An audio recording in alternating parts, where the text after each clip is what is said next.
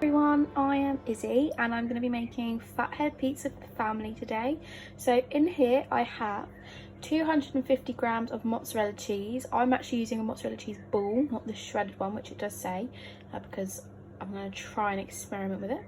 And then I'm going to have 3 tablespoons of cream cheese in there as well, and that is going to be melted either in a non-stick pan or in the microwave. I'm going to put it in the microwave just because it's quicker. And then I will see you in a second. Melted, it's going to look a bit like this. It's a bit watery, but that is what mozzarella is all about. You're going to want to add this to the dry ingredients. So for your dry ingredients, you're going to need 150 grams of almond flour, or if you don't have enough, make up the rest with psyllium husks. So I used 130 grams of almond flour and then 20 grams of psyllium husks. And then you're going to want 3/4 of a teaspoon of salt and 1.5 teaspoons of white wine vinegar. But we're using apple cider vinegar today just because that's our preferred vinegar in the house. Into the mozzarella cream cheese, I'm going to add the vinegar and then all of the dry ingredients.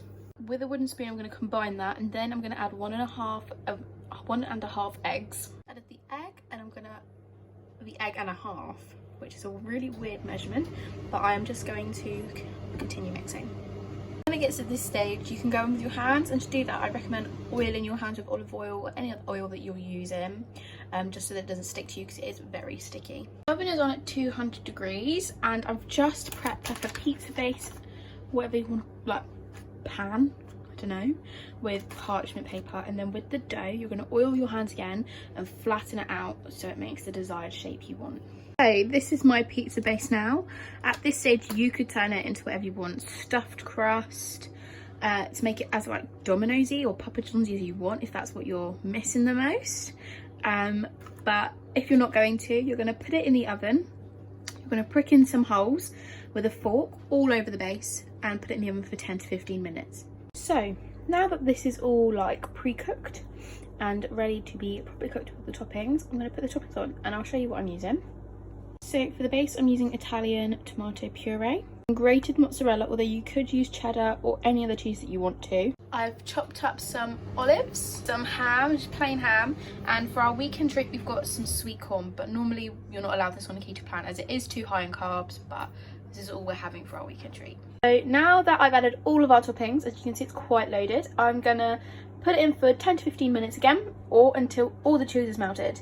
Then you can sprinkle with oregano, whatever, but I'm also going to show you how I make my sour cream and chive dip, so stay tuned. Sour cream and chive dip, you're going to want sour cream, chives, a little bit of lemon juice and some salt to taste.